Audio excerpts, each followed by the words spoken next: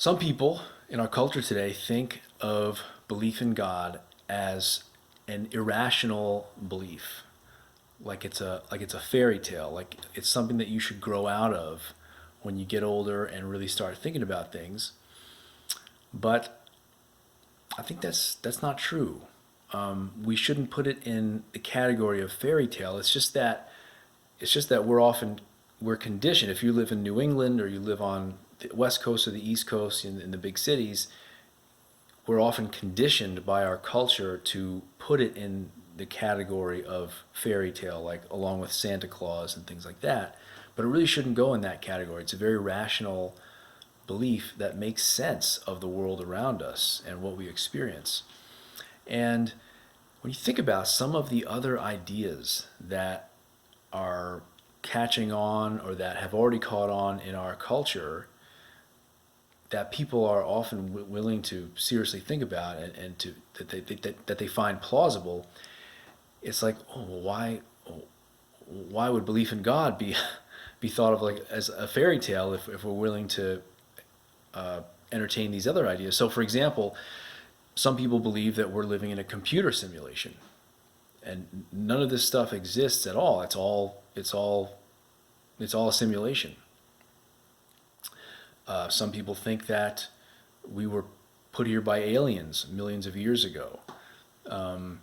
Some people believe that we're a part of an infinite number of universes that just randomly into existence, and there is no beginning to this multiverse.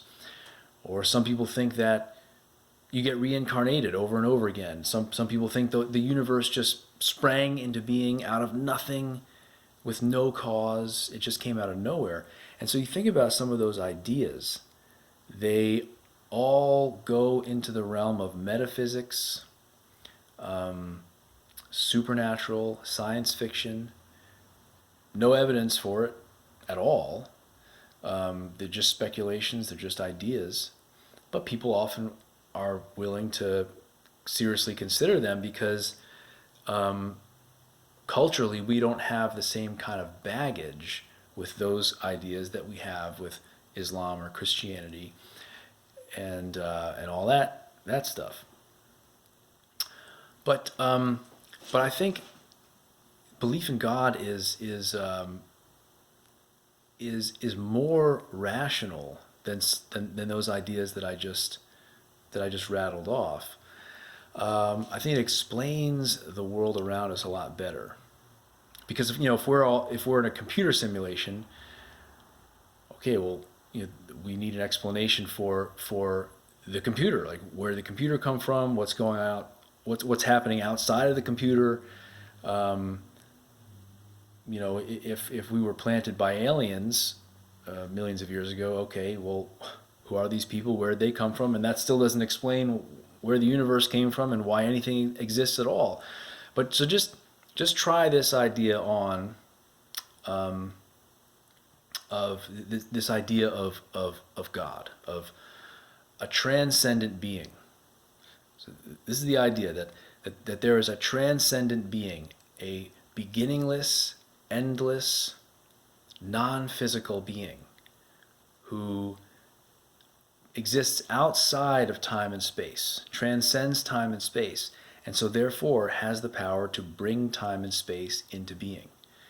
This is what you could call the necessary being, that it's the being without which nothing could exist at all. All of reality is dependent upon this being and flows from this being. And and so you don't have to ask the question, well, where did they come from? Where did this being come from? Who created it or something like that? No. This is a beginningless, it's a transcendent person, meaning it's outside of time and space, it's timeless, they're non-physical, they don't have any moving parts or anything like that. And so there is no beginning, there is no end to this person. They are they are they exist eternally without beginning and without end. The other thing that this we call it a theory, if you want, a theory of everything, where it all comes from.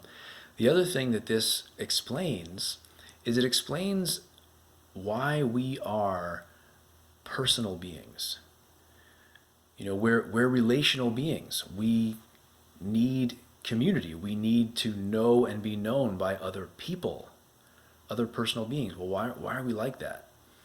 Well, like, how come we're not just these biological machines that just eat and poop and eventually die? And why are we so relational and capable of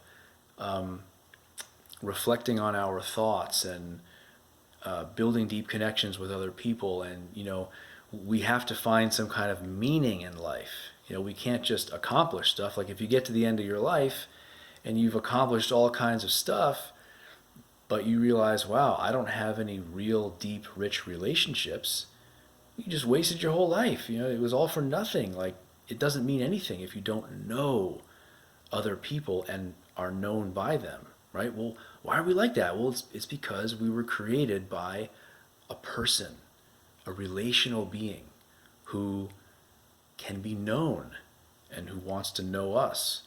And that's why we are the way we are. We are like that person. So anyway, it's just something to chew on. If you've always thought of this as an irrational kind of thing, then I hope you'll try to revisit it and think seriously about it. And if you want to chat about this, I would love to hear from you. God bless you.